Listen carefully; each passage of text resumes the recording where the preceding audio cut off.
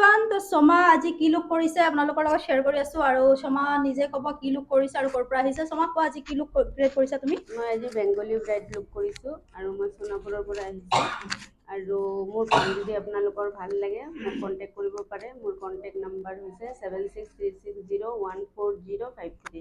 তো শমা আজি এটা বেংগলী ব্ৰাইড লুক কৰিছে। দেখিছে আপোনালোকে ইমান ধুনীয়া, ইমান মানে নিট এণ্ড ক্লিন কাম কৰিছে। কলকা হেয়াৰ ষ্টাইল, আই মেকআপ, বেজ বহুত পাৰফেক্ট কৰিছে, চব বহুত ধুনীয়া কৰিছে।